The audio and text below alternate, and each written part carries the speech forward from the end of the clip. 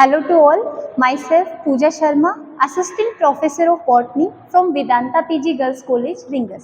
आज के इस वीडियो लेक्चर में हम डिस्कस करेंगे प्लांट फिजियोलॉजी और डिफ्यूजन के ऊपर। तो देखिए, प्लांट फिजियोलॉजी सबसे पहले क्या होती है। प्लांट यानी कि ग्रीन पौधे, ठीक है, और फिजियोलॉजी उसके कार्य की। तो फिजियोलॉजी जो शब्द है वो दो ग्रीक वर्ड से मिलकर के बना है, फाइसिस और लोगस। फाइसिस मीन्स नेचर और लोगस मीन्स स्टडी, यानी कि जो प्लांट फिजियोलॉजी है उसका मीन क्या निकलेगा, discuss on the nature of plant. Plant की प्रकृति के ऊपर जो हम स्टडी करेंगे उसको हम क्या कह देंगे, प्लांट फिजियोलॉजी। इसकी डेफिनेशन देखेंगे, branch of science in which we study the different biological and metabolic activities of plant known as plant physiology. तो साइंस की वह ब्रांच जिसमें हम प्लांट्स की डिफरेंट मेटाबॉलिक एक्टिविटीज की स्टडी करते हैं, जैसे कि फोटोसिंथेसिस है, रेस्पिरेशन है, ट्रांसपिरेशन है, रिप्रोडक्शन है, प्लांट ग्रोथ हो गया, मूवमेंट। तो इन सब की स्टडी साइंस की जिस ब्रांच में करेंगे उसको हम क्या कह देंगे, प्लांट फिजियोलॉजी। अब देखिए, प्लांट फिजियोलॉजी के जो जनक है वो कौन है, Stephen Hales father of plant physiology है, और father of Indian plant physiology जिन्होंने इंडिया के अंदर प्लांट फिजियोलॉजी में वर्क किया है वो है जेसी बोस। ठीक है, अब देखिए यहाँ से हम हमारा टॉपिक प्लांट फिजियोलॉजी का सबसे पहला टॉपिक लेंगे, डिफ्यूजन। विसरण क्या होता है। तो विसरण पढ़ने से पहले सबसे पहले इसको स्टडी किया गया था थॉमस ग्राहम के द्वारा। अब देखिए, डिफ्यूजन क्या होता है, जो मॉलिक्यूल्स है, किसी पदार्थ के जो मॉलिक्यूल्स है, एटम्स है, आयंस है, वो अपनी हाई कंसंट्रेशन से जब लोअर कंसंट्रेशन की ओर मूव करते हैं तो इस प्रोसेस को हम क्या कह देते हैं, डिफ्यूजन। इसको हम एक एग्जांपल के माध्यम से भी समझ सकते हैं। देखिए, एक परफ्यूम की बोतल लेते हैं, परफ्यूम की बोतल में परफ्यूम की कंसंट्रेशन हाई है, उसको हम एक रूम में खुला छोड़ देते हैं, तो रूम में अभी जो परफ्यूम है उसकी कंसंट्रेशन लो है। तो जैसे ही शीशी को हमने रूम में खुला छोड़ा तो वहां पे क्या हो जाता है, परफ्यूम के जो मॉलिक्यूल है पूरे रूम में डिफ्यूज हो जाते हैं। तो परफ्यूम की बोतल यानी कि हाई कंसंट्रेशन से परफ्यूम के मॉलिक्यूल रूम यानी कि लो कंसंट्रेशन की ओर मूव हो गए, तो इसको हम क्या कह देंगे, डिफ्यूजन।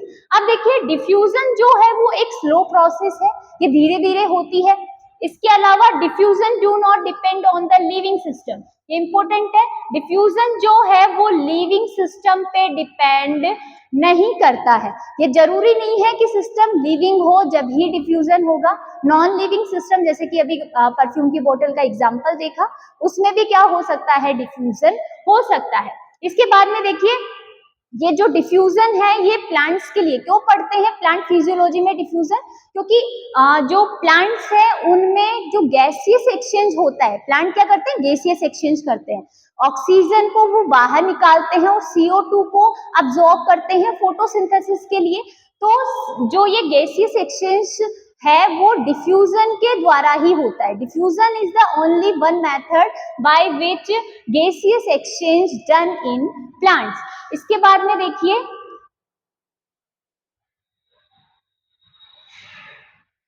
हाँ जी, diffusing particle equally diffuse due to the kinetic energy of substance.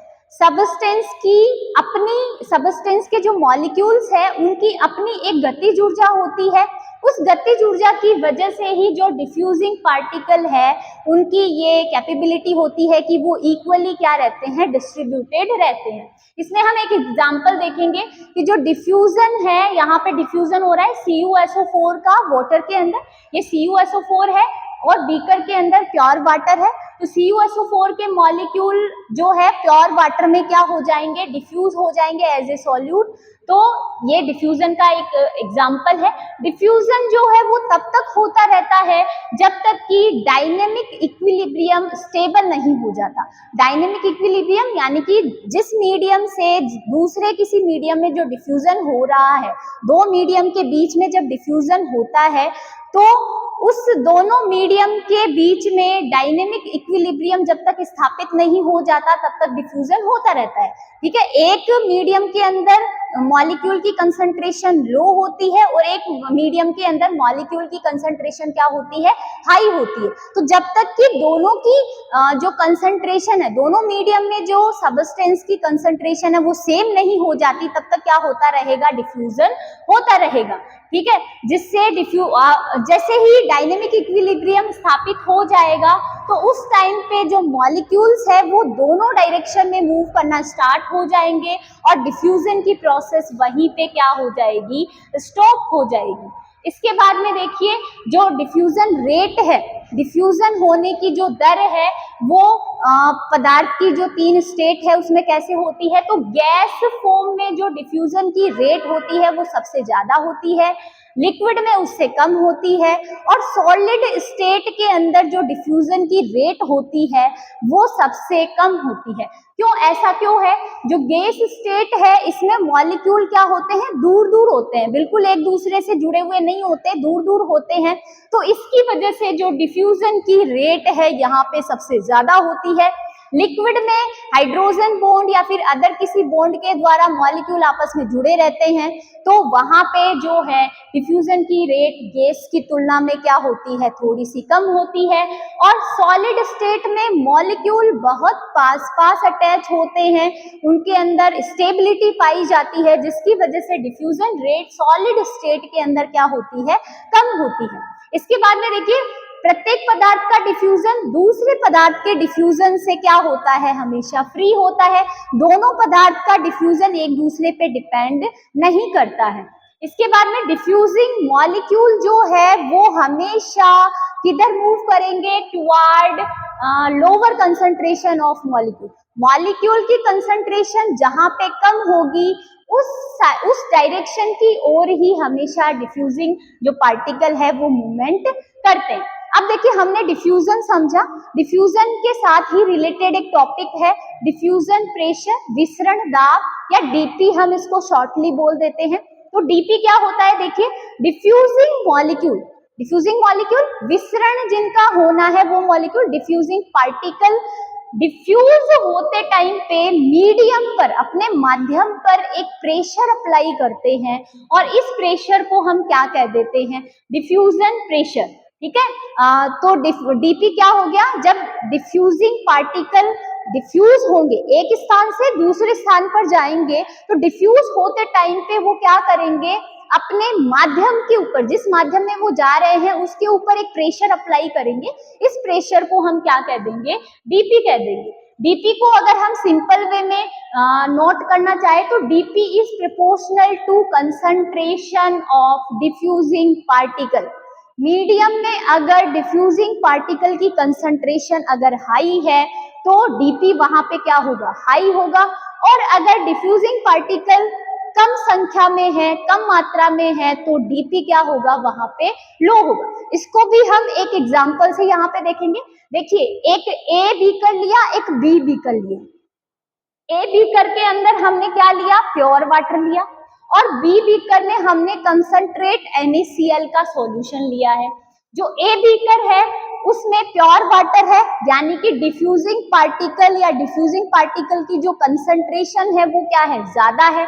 तो डिफ्यूजिंग पार्टिकल की कंसंट्रेशन ज्यादा है तो डीपी कहाँ पे कहा हमने, कंसंट्रेशन ऑफ डिफ्यूजिंग पार्टिकल अगर ज्यादा है तो डीपी क्या होगा, ज्यादा होगा। तो प्योर वाटर का जो डीपी है वो क्या है, हाईएस्ट है।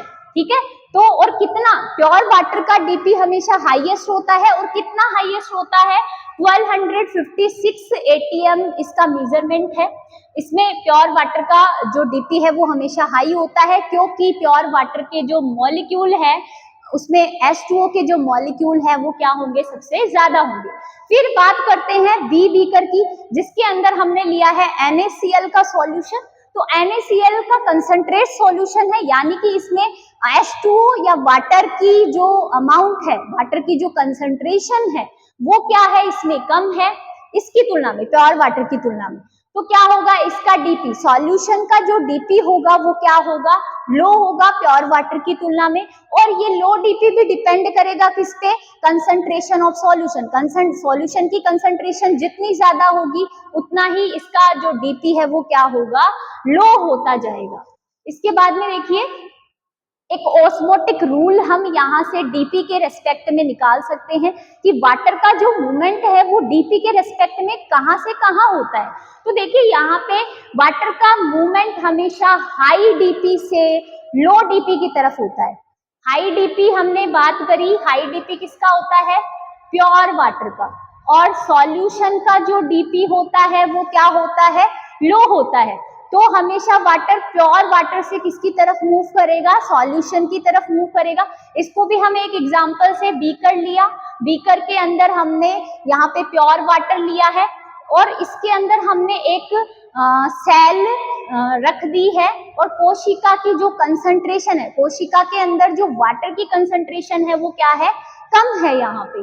तो प्योर वाटर का डीपी हमें पता है हाईएस्ट होता है और जो सेल है जिसके अंदर वाटर कम है यानी कि इसका डीपी क्या होगा? वाटर ज्यादा है तो डीपी क्या है? ज्यादा है। वाटर कम है, वाटर की कमी है तो डीपी क्या होगा? वहां पे लो होगा। तो अब मॉलिक्यूल कहां से कहां ट्रांसफर होंगे?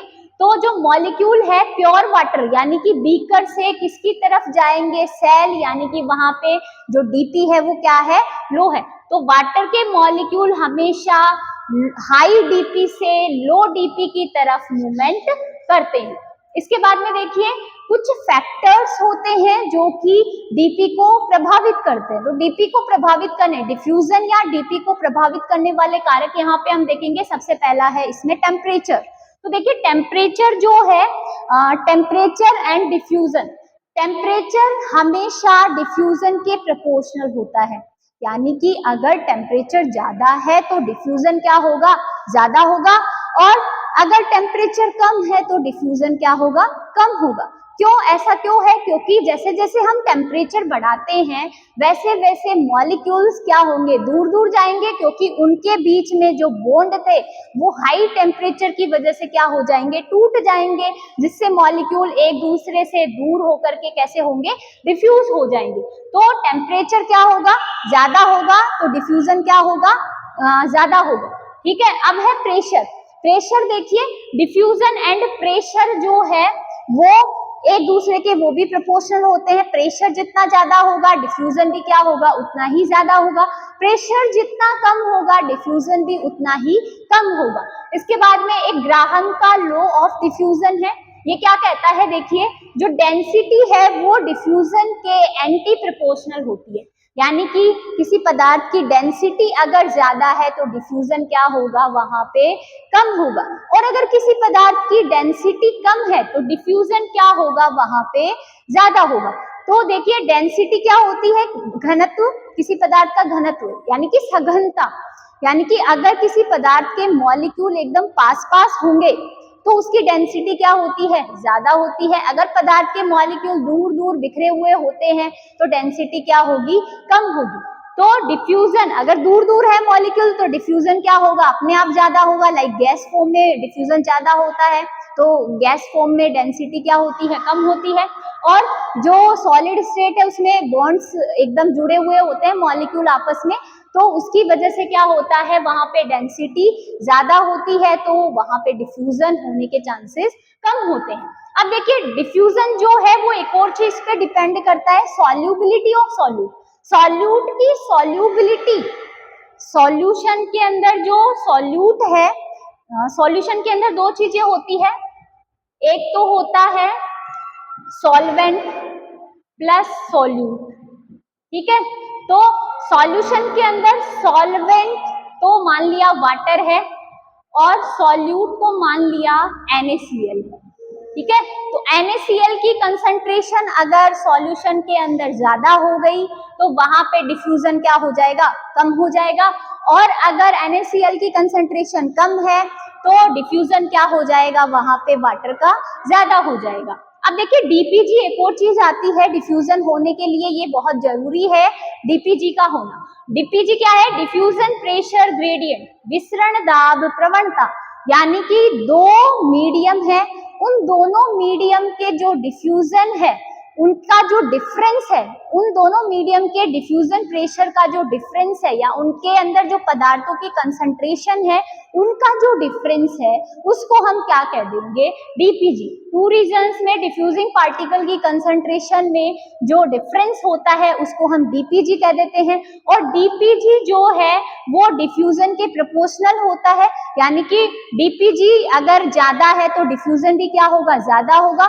डीपीजी अगर कम है तो डिफ्यूजन भी यहाँ पे क्या हो जाएगा, कम हो जाएगा। इसके बाद में देखिए मीडियम के ऊपर भी डिफ्यूजन डिपेंड करता है। तो मीडियम पे कैसे डिपेंड करता है, more outer particle in medium then diffusion low. अगर माध्यम, बाहरी माध्यम में, जिस माध्यम में डिफ्यूजन होना है वहां पे अगर अदर पार्टिकल की संख्या ज्यादा है तो वहां पे डिफ्यूजन क्या हो जाएगा, कम हो जाएगा। इसको एक एग्जांपल से समझ सकते हैं, gas move faster in vacuum than air. Air के अंदर अलग अलग, बहुत सारी अलग अलग प्रकार की गैसेस होती है, धूल मिट्टी के कण होते हैं, तो वहां पे स्पेस क्या हो जाता है, कम हो जाता है। लेकिन वैक्यूम, निर्वात की बात कर रहे हैं जहां पे कुछ भी नहीं है, ठीक है, ओनली ऑन हम जो गैस मूव करवानी है वो है। तो निर्वात में जो है गैस का मूवमेंट ज्यादा होगा एयर की तुलना में, क्योंकि वहां पे अदर पार्टिकल की संख्या नील है। इसके बाद में देखिए इंपोर्टेंस, डिफ्यूजन की इंपोर्टेंस क्या है, किस लिए जरूरी है प्लांट फिजियोलॉजी में डिफ्यूजन। तो एक तो ये जो मिनरल्स होते हैं, जो प्लांट मिनरल्स अब्सॉर्ब करते हैं रूट के थ्रू वाटर के साथ में, तो उनका जो पैसिव अब्सॉर्प्शन होता है रूट से, वो किसके माध्यम से होता है, वो डिफ्यूजन के माध्यम से ही होता है, ठीक है। इसके बाद में CO2 और O2 एक्सचेंज, यानी कि पौधे के अंदर जो गैसियस एक्सचेंज है उसका ओनली वन मेथड होता है डिफ्यूजन। इसके अलावा ट्रांसपीरेशन, प्लांट्स के अंदर जो ट्रांसपीरेशन की प्रोसेस है वो भी गैसियस एक्सचेंज पे डिपेंड करती है, तो डिफ्यूजन ट्रांसपीरेशन के लिए भी इंपॉर्टेंट होता है। Transport of hormones from one two other place, एक स्थान से दूसरे स्थान पर जो हार्मोन्स है उनका जो प्लेसमेंट होता है या ट्रांसपोर्ट होता है वो भी डिफ्यूजन के द्वारा ही होता है। तो आज की इस क्लास में हमने डिफ्यूजन, प्लांट फिजियोलॉजी का एक टॉपिक डिस्कस किया। अगली क्लास में मिलते हैं अगले वीडियो के साथ में। धन्यवाद।